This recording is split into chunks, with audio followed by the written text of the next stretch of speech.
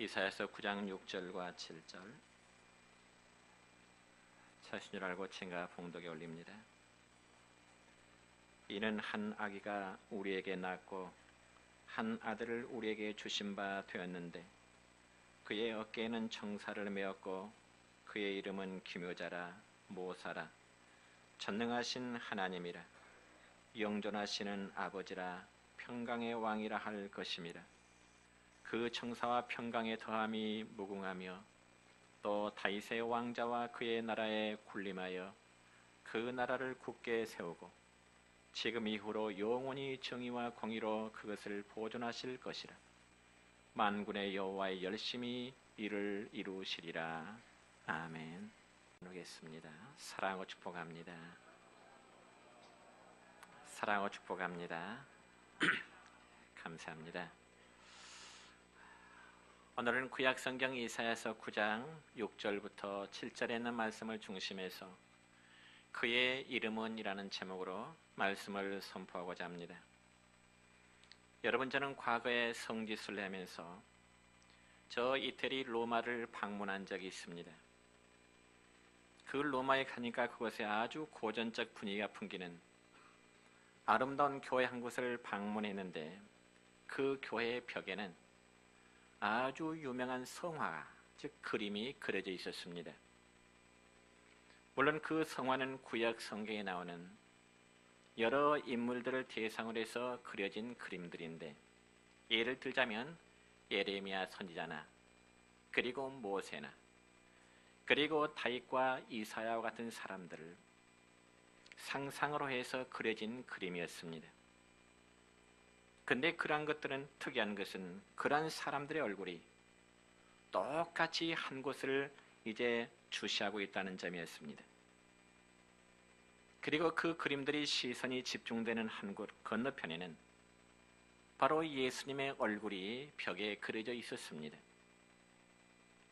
그렇다면 구약의 상상인물들이 건너편 벽에 그려진 예수님의 얼굴에 집중되고 있는 그 의미가 무엇일까를 한번 상상해 보았습니다.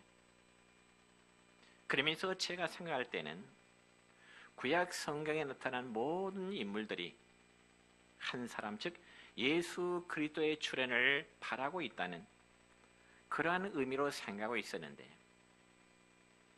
가이드 역시도 그렇게 설명을 했습니다. 그게 얼마나 놀라운 사실입니까? 그래서 이사야 선지자는 예수님이 오시기 전 약 700년 전에 엄청난 예언을 했습니다. 그 예언은 다름이 아니라 처녀가 잉태하여 아들을 낳을 것인데 그 아들은 온 세상의 죄 때문에 고난을 어깨에 짊어지게 될 뿐이라는 그러한 사실을 예언하게 된 것입니다. 그러면서 그 아기의 이름에 대해서 여러 가지로 표현을 했는데, 오늘 본문 6절 하반절의 말씀 보면은 이렇게 기록됩니다. 시작. 그의 이름은 기묘자라 모사라 전능하신 하나님이라 영존하시는 아버지라 평강의 왕이라 할 것임이라. 아멘. 그리고 그 아기의 어깨에는 청사를 메고 있다고 했는데, 바로 우주를 통치하시고 역사를 주관하실 수 있는 그 힘을 가지고 있다는 그러한 의미입니다. 그러면 과연 그 아기가 누굴까요? 그는 바로 우리의 주가 되시는 예수 그리스도가 되시는 것입니다. 그래서 마태복음 28장 18절의 말씀 보면은 예수님은 부활하신 후에 승천하시기 직전에 제자들을 모아놓고 이런 말씀하십니다. 하늘과 땅의 모든 권세를 내게 주셨나니, 그런 말씀을 하셨습니다. 그렇습니다. 예수님은 하늘과 땅의 모든 권세를 우리 주님이 친히 가지고 계십니다. 그래서 고린도전서 15장 25절의 말씀 보면은 이 바울 사도 역시 말하기를 그가 모든 원수를 그 발 아래에 둘 때까지 반드시 왕 노릇하시리니, 그렇게 말씀했습니다. 그러므로 이 바울 사도 역시 예수님을 우리의 왕으로 묘사하고 있는 것입니다. 뿐만 아니라 누가복음 1장 32절로 33절의 말씀 보면 예수님께서 마리아에게 잉태되던 그 밤에 천사는 아기 예수님에 대해서 이렇게 알려줍니다. 같이 읽습니다. 그가 큰 자가 되고 지극히 높으신 이의 아들이라 일컬어질 것이요 주 하나님께서 그 조상 다윗의 왕위를 그에게 주시리니 영원히 야곱의 집을 왕으로 다스리실 것이며 그 나라가 무궁하리라. 아멘. 여러분 그 외에도 요한계시록의 절정에 보면은 다시 오실 그리스도를 가리켜서 그분은 만왕의 왕이라고 말씀하고 있습니다. 그렇습니다. 그분은 아기 예수 그리스도는 이 세상의 만왕의 왕이 되시는 겁니다. 그래서 마태복음 25장의 말씀을 보면은 예수님께서 다시 오실 때 그 영광스러운 모습이 기록되어 있는데 그때는 예수님께서 왕의 모습으로 모든 천사들과 함께 하나님의 백성들을 거느리고 오신다고 말씀하고 있습니다. 그러므로 사랑하는 성도 여러분이요, 앞으로 10여일 후면은 다가올 성탄절은 바로 아기 예수님이 만왕의 왕으로 오심을 선포하는 그러한 사건입니다. 그래서 그날은 천지 창조의 사건과 더불어 위대한 하나님의 이적의 사건이 나타나는 날이 바로 성탄절이 되는 것입니다. 그리고 아기의 모습으로 오실 예수님은 그 어깨에 세계를 통치하시고요, 모든 사람을 다스릴 수 있는 권세를 아기 예수님이 짊어지고 오십니다. 그런데 만약 예수님이 칼을 가지고 거대한 군사를 거느리고 출현하셨다면 우리는 그분에게 접근하기가 정말 어려울 것입니다. 그렇지만 아기 예수님은 베들레헴 구유에 자신의 거처를 삼으신 것입니다. 그리고 부자나 가난한 자들이 접근하기 쉽도록 하기 위해서 너무나 자비롭고 너무 아름다운 아기의 이미지를 가지고 찾아오신 하나님이십니다. 그래서 이사야 선지자는 아기 예수님의 탄생을 예언하면서도 놀랍게도 아기의 이름을 5가지로 표현하고 있는데, 첫째는 아기 예수님의 이름을 기묘자라 그렇게 표현했습니다. 여러분, 여기 기묘자라는 단어의 의미는 아주 놀랍다 혹은 훌륭하다라는 뜻입니다. 여러분, 우리 모두는 아기 예수님의 정체에 관해서 그리고 아기 예수님의 존재에 관해서 놀랍다는 단어 외에는 다른 말로 설명할 길이 없습니다. 분명 아기 예수님의 탄생은 얼마나 놀랐습니까? 아기 예수님은 성령님을 통해서 처녀인 마리아의 몸을 통해서 탄생하셨습니다. 여러분, 이게 생리학적으로 가능할 일일까요? 아기를 낳으려면 분명 남녀의 관계를 통해야만 아기가 생길 수 있는 것인데 어느 날 갑자기 처녀의 몸에서 아기가 생겼다는데 놀라지 않을 사람이 누가 있겠습니까? 그럼에도 마리아는 남자를 전혀 가까이 하지 않았음에도 불구하고 뱃속에 아이가 생겼으니 얼마나 놀랄 만한 일입니까? 그리고 또한 예수님의 생애 역시 너무나 놀랍습니다. 예수님이 육신의 삶 동안에 수많은 기적과 이적으로 병든 자를 치료하셨고요, 죽은 자를 살리시는가 하면은 이 바다의 풍랑까지도 잔잔케 하시는 이적과 기사를 행하셨습니다. 그리고 예수님의 사랑과 가르침 앞에 수많은 사람들의 생애가 변화를 받게 된 것입니다. 뿐만 아니라 예수님의 죽음 그리고 예수님의 부활 역시 놀랄 만한 일입니다. 이건 인간의 지식으로는 답을 얻을 수 없는 신비로운 사건이 예수님의 죽으심과 예수님의 부활하심입니다. 여러분, 죽었다가 다시금 살아난 부활의 사건을 어떻게 과학적인 이론으로 설명할 수가 있겠습니까? 그럼 또한 예수님의 승천을 상상해 보시고 다시 오실 그 예수님의 재림을 한번 상상해 보십시오. 너무나 놀랍기 때문에 그의 이름을 기묘자라 원더풀이라고 말씀하고 있습니다. 성도 여러분이요, 우리는 분명히 이 사실을 믿으시기를 바랍니다. 세상 끝날 우리 주님은 영광 중에 천권 천사를 거느리고 이 천지와 우주의 역사를 심판하시기 위해서 우리 주님은 다시금 분명히 오실 것입니다. 그러니 이사야 선지자가 아기 예수님을 예언하면서 그 이름을 기묘자라 한 것입니다. 여러분들의 생애도 예수님으로 인해서 놀랍고 경이로운 일들이 경험되기를 축원합니다. 두 번째로 예수님의 이름을 모사라 했습니다. 여러분, 모사라는 어감이 좀 좋지 않게 여겨지지요. 예를 들어 어떤 사람을 지명하면서 저 사람은 참 모사꾼이야, 아마 이런 말을 한다면 어떻겠습니까? 아마 듣는 사람은 굉장히 기분 나쁠 것입니다. 왜냐하면 이 모사라는 단어를 우리말의 뜻을 찾아보니까 간사한 꾀를 내서 사람을 속이며 희롱하는 행위, 이것을 모사라, 우리 한글말 성경 한글말 사전에 그렇게 기록되어 있습니다. 그러면 우리 예수님이 꾀를 내어서 수많은 사람들을 속이는 그러한 행위를 했다는 말일까요? 이게 바로 우리 한글 성경의 난해한 점입니다.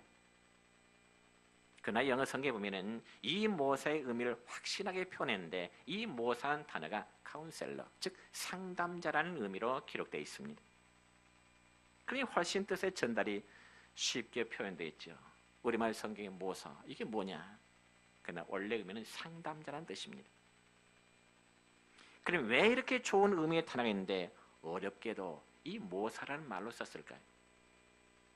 아마 제가 생각해 볼 때는 성경 번역 당시에 우리나라에 아마 상담자의 제도가 있었더라면 이 말을 우리가 쉽게 이해했을 것이지만은, 이 성경 번역 당시에는 우리나라에 상담자의 제도가 없었기 때문에 그렇습니다. 그래서 예수님을 모사라고 표현한 것은 지혜를 가지고 문제를 풀어주는 참으로 놀라운 분이라는 의미로 모사라는 단어를 사용하게 된 것입니다. 그러나 오늘 우리는 이 단어를 잘 이해할 수 있게 되죠. 여러분, 우리 시대는 얼마나 많은 상담자들을 필요로 하고 있습니까? 불안하기 때문에 상담이 필요하고요. 어떤 사람은 너무나 고독하기 때문에 이 상담이 필요한 사람들이 너무나 많습니다. 그렇지만 현대 상담 심리학의 가장 커다란 문제가 뭐냐면은 이 상담의 효과가 별로 없다는 점입니다. 다시 말씀드려서 이 상담학의 이론은 발달했지만은 상담학의 고민은 더 많아져 가고 있다는 것입니다. 왜냐하면 진정한 상담자가 없기 때문에 그렇습니다. 여러분, 저는 지금부터 약 6년 전에 우리 사회에서 큰 인기를 누리고 있었던 두 연예인들의 죽음을 여러분 들었을 것입니다. 그들은 바로 안재환 씨라는 탤런트, 그리고 최진실이라는 탤런트입니다.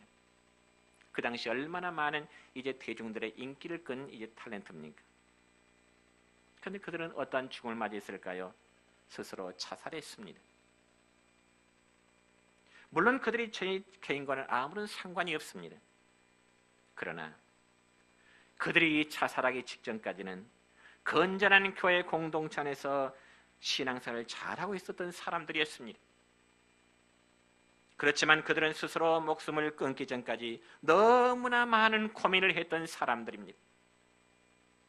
그래서 목사님을 찾아가 상담을 하기로 했지만은 거기서도 답을 얻을 수 없기 때문에 스스로 목숨을 끊었다고 하는 그런 충격적인 사실을 뒤늦게 알았습니다. 어쩌면 그들의 죽음은 그들이 출석했던 교회 목사님과 오늘날 모든 목회자의 책임이라는 사실을 다시 한번 생각해 보았습니다. 그래서 예수님께서는 어느 날 사랑하는 제자들을 불러놓고 이런 가르침을 주십니다. 요한복음 15장 13절로 14절까지의 말씀입니다. 시작. 사람이 친구를 위하여 자기 목숨을 버리면 이보다 더 큰 사랑이 없나니 너희는 내가 명하는 대로 행하면 곧 나의 친구라. 아멘. 그리고 우리의 친구가 되게 해서 찾아오신 예수님은 요한복음 14장 18절에서 말씀하시기를 내가 너희를 고아와 같이 버려두지 아니하고 너희에게로 오리라고 주님 말씀하십니다. 또 마태복음 28장 20절의 말씀 보면은 내가 세상 끝날까지 너희와 항상 함께 있으라고 주님은 약속의 말씀을 하셨습니다. 그러니까 예수님은 세상 끝날까지 항상 우리의 친구가 되어주심으로 상담자가 되어주시겠다는 말씀입니다. 그런데 문제는 우리가 우리의 문제를 가지고 그분 앞에 내려놓지를 않는다는 것입니다. 여러분, 어떤 사람이 상담받기를 원한다면 상담자를 찾아서 그에게 자신의 마음을 100% 열어놓아야만 됩니다. 이는 마치 환자가 병원에 가서 치료받기를 원한다면 자신의 아픈 부분을 의사에게 세밀히 말하는 것과 마찬가지입니다. 병원에 찾아가는 환자가 분명히 아픈 것이 있음에도 부끄러운 부분이니까 말을 하지 않는다면 의사가 그 환자를 제대로 치료할 수가 있겠습니까? 불가능하죠. 그와 마찬가지로 예수님은 우리의 친구이시며 상담자가 되어주시는 것입니다. 그러므로 우리는 그분 앞에 우리의 고민을 털어놓아야 됩니다. 그래서 주님, 제가 애롭다면 애롭다고 고백해야 되고요. 마음에 아픔이 있으면 아픔대로 주님 앞에 고백을 해야만 되는 겁니다. 그럴 때 예수님은 우리의 모든 아픔을 공감해 주십니다. 그리고 고독과 아픔과 불안과 절망을 아십니다. 그리고 우리 자신이 흘리는 눈물의 의미를 우리 주님은 알아주시는 겁니다. 그러므로 이사야 선지자는 이란 예수님의 이름을 가리켜서 그 악의 이름은 모사라, 즉 상담자라 그렇게 이야기한 것입니다. 세 번째로 우리 예수님의 이름은 전능하신 하나님이라고 말씀했습니다. 여러분, 예수님이 아기의 모습으로 우리 가운데 오심은 평범한 아기가 아니라 그 본질에 있어서는 하나님과 동일하신 분이십니다. 그 부분에서 빌립보서 2장 6절의 말씀 보니까 이런 말씀이 기록되네요. 시작. 그는 근본 하나님의 본체시나 하나님과 동등됨을 취할 것으로 여기지 아니하시고. 아멘. 그러니까 하나님이 사람의 모습으로 오셨는데 그 모습은 바로 아기의 모습으로 오셨고 그 아기가 바로 예수님이라는 사실입니다. 그래서 요한복음 1장 18절 말씀 보면은 사도 요한은 이렇게 말합니다. 본래 하나님을 본 사람이 없으되 아버지 품속에 있는 독생하신 하나님이 나타내셨느니라고 말씀합니다. 그렇습니다. 얼마나 놀라우신 하나님이십니까? 참으로 아기로 오셔서 나사렛 땅에서 조용히 자라신 예수님이지만은 세상의 모든 사람들은 그를 전능하신 하나님으로 알고 믿는다는 것입니다. 또한 예수님은 유대 땅 이스라엘을 떠나서 오늘날처럼 해외 여행 한번 하신 적이 없으시지만은 온 세상은 예수님에게서 결정적인 영향을 받으며 살아가고 있는 것입니다. 그리고 예수님은 한 편의 시도 쓴 적이 없지만은 전 세계 절대 다수의 유일한 시들은 다 예수님에게 바쳐지고 있습니다. 그리고 예수님은 한 편의 음악도 작곡한 일이 없지만 이 세상의 가장 위대한 음악들은 다 예수님께 하나님께 바쳐지고 있습니다. 또한 가장 위대한 영화도 예수님 앞에 바쳐지고 있습니다. 여러분, 그뿐인가요? 우리 예수님은 어떤 선거운동 한번 하지 않으셨지만 이 세상에서 가장 많은 사람들이 예수님을 믿고 따르고 있는 것입니다. 왜 그럴까요? 그분은 바로 전능하신 하나님이시기 때문에 그렇습니다. 또한 예수님은 단 하나의 예배당도 지은 일이 없지만은 전 세계는 예수님을 예배하는 전으로 가득 차 있습니다. 그래서 이사야 선지자는 아기로 오신 예수님을 가리켜서 그분은 전능하신 하나님이라고 표현한 것입니다. 성도 여러분이요, 예수님은 지금도 살아계신 하나님이시고 하나님의 아들 구세주시고요, 우리의 희망이시며 우리의 산성이시며 그분은 우리의 삶의 해답이 되시는 겁니다. 그래서 예수님이 이 땅에 오시자마자 세상의 역사는 바로 두 조각이 나고 말았습니다. 즉 세상의 역사는 예수님이 오신 날을 기준으로 해서 기원 전, 기원 후의 역사로 나누고 있다는 말입니다. 그래서 BC는 Before Christ로 해서 예수님께서 탄생하시기 이전의 역사를 이제 우리는 기원 전의 역사라고 말합니다. 여러분 죄송합니다. 역사란 말을 영어로 히스토라고 하는데요. 히스토란 말은 그의 이야기를 가리킵니다. 그의 이야기라는 뜻입니다. 그의 이야기. 누구의 이야기일까요? 바로 예수님의 이야기입니다. 그래서 예수님은 전능하신 하나님이 되셔서 역사의 주관자가 되시는 것입니다. 네 번째로 예수님의 이름은 영존하시는 아버지라고 말씀하고 있습니다. 여러분, 이사야 선자는 아기 예수님을 이제는 아버지라고 표현하고 있네요. 왜냐하면 아버지가 아기가 되셔서 오셨기 때문에 다시금 원이치의 개념으로 말하는 것입니다. 저는 성경을 묵상할 때마다 하나님을 우리가 아버지로 표현한다는 것이 얼마나 감사하고 감개할 일인지 모릅니다. 여러분, 실제로 하나님을 신이라고 부르는 사람의 신앙과 하나님을 아버지라고 부르는 사람의 신앙에는 마치 사망과 생명만큼이나 커다란 차이가 있는 것입니다. 여러분은 하나님을 아버지라고 부를 때 여러분의 행복감을 느껴보셨습니까? 어렸을 때요, 아버지를 일찍 여인 자녀들은 돌아가신 아버지라는 단어를 많이 불러보지 못함을 굉장히 아쉬워한다고 합니다. 물론 저 같은 경우도 20대 초반에 아버지가 돌아가셨기 때문에 지금도 아버지라는 그 단어가 굉장히 그립습니다. 물론 어머니를 일찍 여인 자녀들 역시 엄마라는 단어가 나오면 눈물을 적실 수밖에 없지요. 그러면 우리에게 아버지와 어머니는 어떤 존재의 의미가 있을까요? 분명 그분들은 자녀들에게 힘이 되는 분입니다. 그래서 이사야 선자는 아기 예수님을 소개할 때 그분은 영존하시는 아버지라, 영원히 존재하시는 우리의 아버지가 되신다고 표현하고 있습니다. 실제로 우리 모두가 예수님을 우리의 마음속에 영접했을 때 영혼의 깊은 곳에서 하나님을 향하여 처음으로 들어지는 우리의 언어는 바로 아버지라는 용어입니다. 여러분 생각해 보세요. 아기에게 있어서 아버지의 존재는 마치 커다랗고 든든한 마치 언덕과도 같습니다.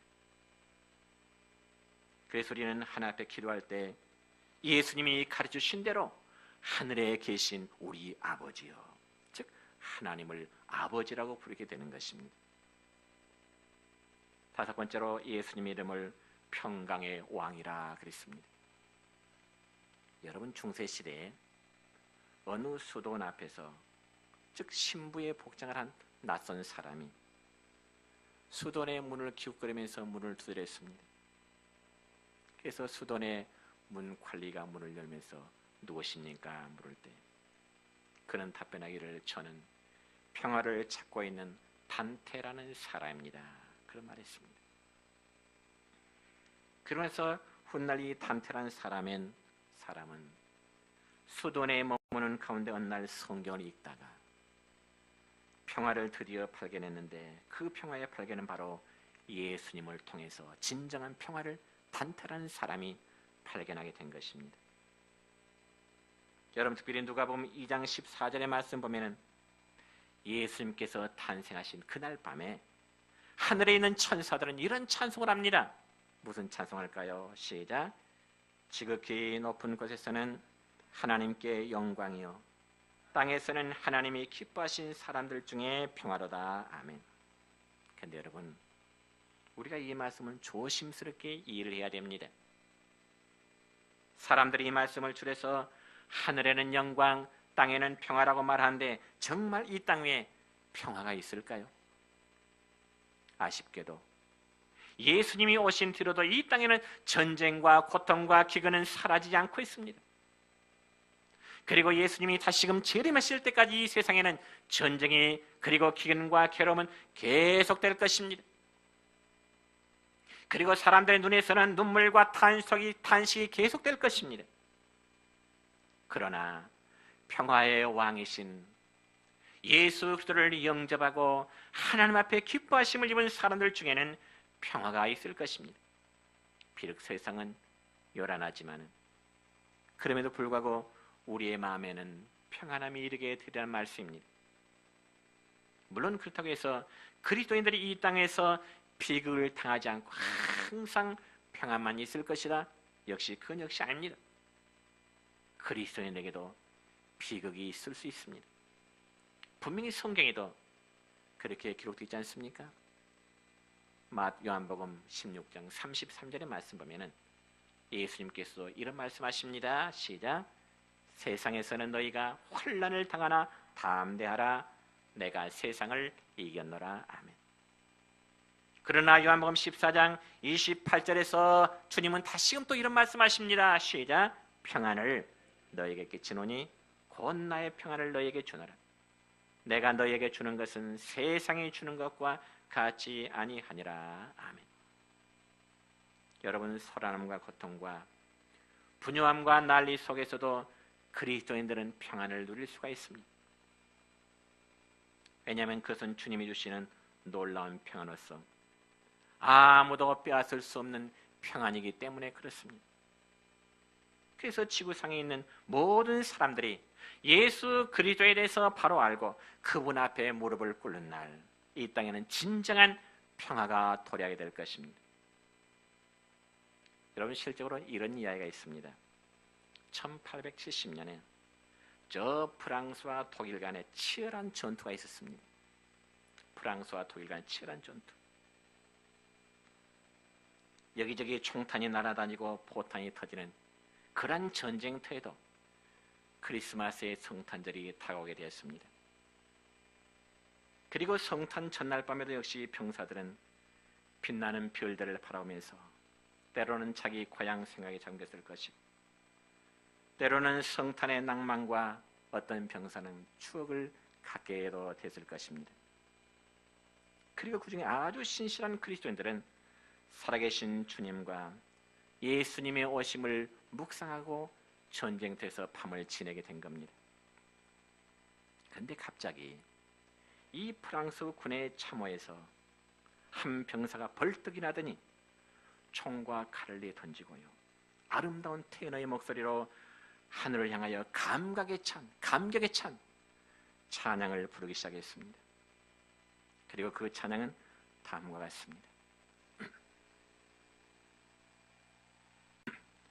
그 찬양에 보면은 오 거룩한 밤 별들 반짝일 때 거룩한 주 탄생한 밤일세, 오랫동안 죄악의 얽매에서 헤매던 우리에 오셨네. 우리를 위해 속죄하시려는 영광의 아침 동이 터온다. 경배하라 천사의 기쁜 소리. 오 거룩한 밤 주님 탄생하신 밤, 이 밤 주에서 나신 밤일세. 아신 찬양일 텐데 같이 한번 볼까요? 오 거룩한 밤 별들 반짝일 때 거룩한 주 탄생한 밤일세. 오랫동안 죄악에 얽매여서 헤매던 우리 위에 오셨네. 우리를 위해 속죄하시려는 영광의 아침 동이 터온다. 경배하라 천사의 기쁜 소리. 오 거룩한 밤 주님 탄생하신 밤, 이 밤 주 예수 나신 밤일세. 전쟁터에서 먼저 프랑스군의 한 군사가 총과 칼을 던지면서 이 태연의 찬양을 부를 때, 이 찬양을 듣고 있던 독일 산 건너편의 독일군 병사나도 그 진지 참호에서 벌떡 일어납니다. 그리고 그도 역시 총을 던지면서 찬양을 부르는데 어떤 찬양을 부르냐면 노엘 노엘 노엘 노엘 이스라엘 왕이 나셨네. 양쪽가에서 이러한 사건 때문에 독일과 프랑스의 전쟁은 잠시 휴전이 선포되고 성탄절은 예수님 때문에 평화를 누리는 시간이 될 수 있었던 실적인 사건이 있습니다. 여러분 이처럼 세상은 당분간 고통과 어둠을 경험하게 될 것입니다. 그러나 여러분 기억하세요. 만약 평화의 왕이신 예수님이 저와 여러분의 마음속에 살아계신다면, 그리고 그분이 우리의 영혼을 지배하고 내 삶을 다스리고 나와 함께 하신다면, 우리는 세상이 알지 못하는 주님이 주시는 평안의 비밀을 알게 될 것입니다. 그래서 신약성경 빌립보 4장 6절과 7절의 말씀을 보면 이런 말씀이 기록됩니다. 시작. 아무것도 염려하지 말고 다만 모든 일에 기도와 간구로 너희 구할 것을 감사함으로 하나님께 아뢰라. 그리하면 모든 지각에 뛰어난 하나님의 평강이 그리스도 예수 안에서 너희 마음과 생각을 지키시리라. 아멘. 이제 말씀 맺습니다. 탄생하실 예수님의 이름에 대하여 이사야 선자는 기묘자라, 모사라, 그리고 전능하신 하나님이라, 영존하신 아버지여 평화의 왕이라 그랬습니다. 비록 우리에게는 이 세상에 살아가는 동안에 괴로움과 고통과 절망과 탄식이 있습니다. 그럼에도 우리는 행복할 수 있고 평안할 수 있습니다. 바라기는 우리의 심령에 예수님이 왕으로 임하시기를 바랍니다. 그렇게 함으로써 감사와 감격으로 맞이하는 성탄, 행복한 성탄, 그리고 기쁨과 소망의 성탄이 될 수 있기를 우리 주님의 이름으로 축원합니다. 기도드리겠습니다.